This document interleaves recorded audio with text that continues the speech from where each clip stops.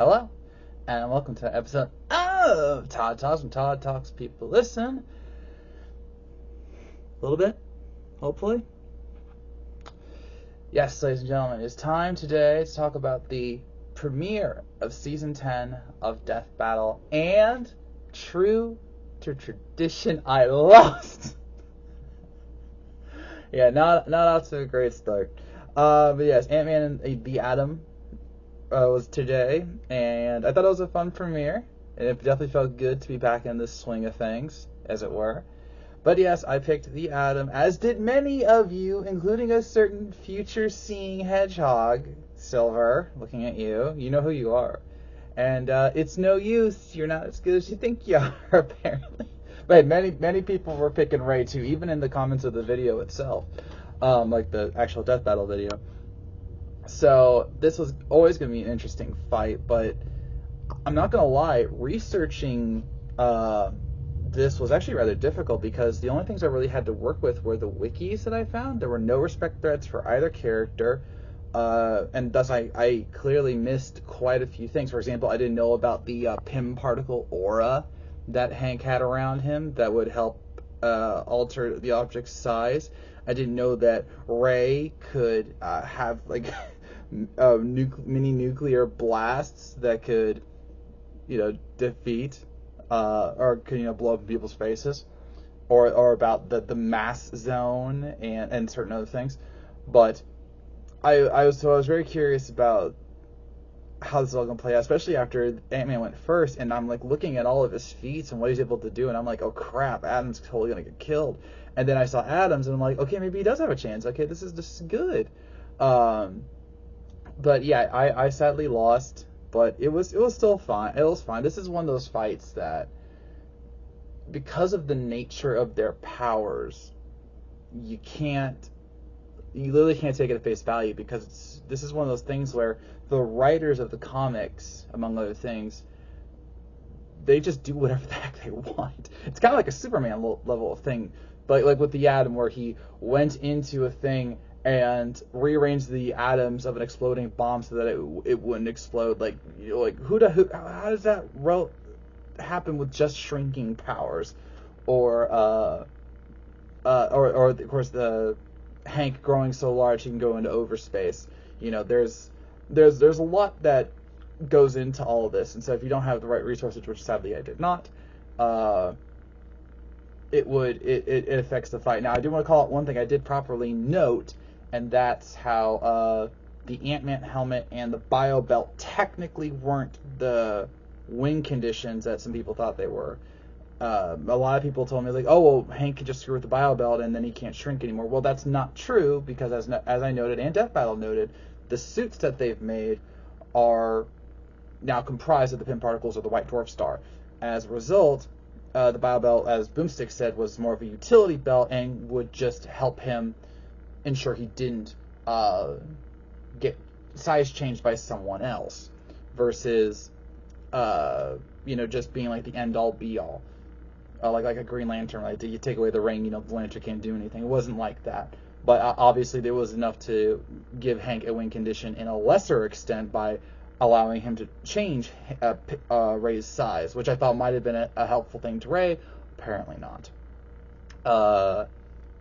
Okay, let's get to the fight, because this one clearly took inspiration from the Ant-Man movies, which I'm not mad about, because you can't just do a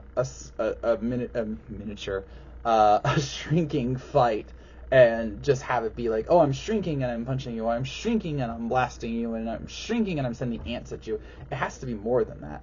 And so, not unlike the first Ant-Man movie where they had the battle on the train set, they were using, the real-life objects in their natural sizes to reflect just how much danger Hank and Ray were in by the shrinking and the growing at random. So, that was actually pretty cool. They're, again, clearly referenced by the Ant-Man movie.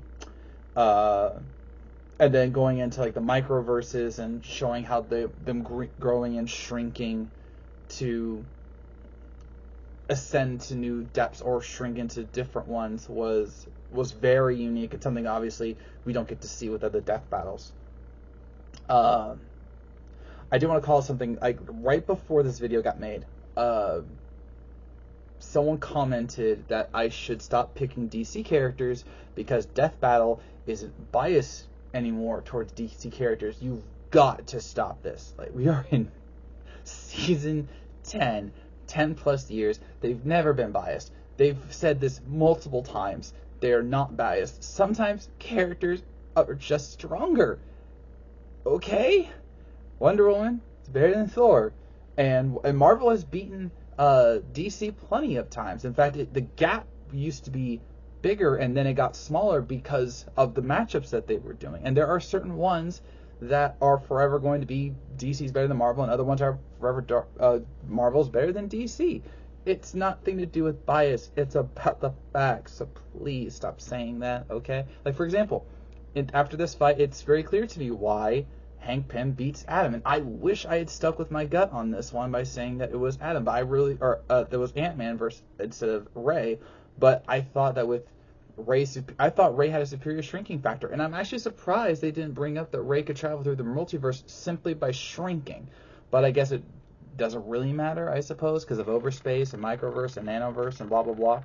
So I guess it doesn't matter. And then with Hank's army of ants and his vastly superior tech, which I did know would be a problem for Ray, but Ray still had the ability to disarm most of it, so it wasn't as much of a factor, I suppose. But it wasn't biased, and I'm perfectly fine with saying that certain Marvel characters are going to be DC characters, and then I'm surprised sometimes when DC characters beat Marvel characters, like with Zatanna versus Scarlet Witch, which everyone said Scarlet Witch would win. Apparently not. So that's not bias. That's just research. Okay. So, but yes, this was a very fun start to the season. I'm sad that I lost, but hey, it's not the first time I've lost during a premiere. It's definitely not the first time I've lost during a premiere. So, here's to season 10 of Death Battle, ladies and gentlemen. We've got a very interesting set of episodes coming up, I am sure. And now, next time on Death Battle, we have one of the 3 matches we know are happening this season. All right, because at MagFest they announced Chosen Undead versus Dragonborn, and here it is, the second episode of the season. I'm pretty sure it's going to be the 3D fight for various reasons, and there is a surprise coming up in this episode that I know about, and there's only a selected group of people who know about it. It's not the MagFest people; it's something else. So I'm not able to talk about it right now, but there is something very, very, very fun coming. So definitely be on the lookout for it. Maybe you should just listen in. Before I go, I want to one more time request your help, because I am in the final 9 days of my Kickstarter for my comic Tokyo Blade Detectives. We are fully funded.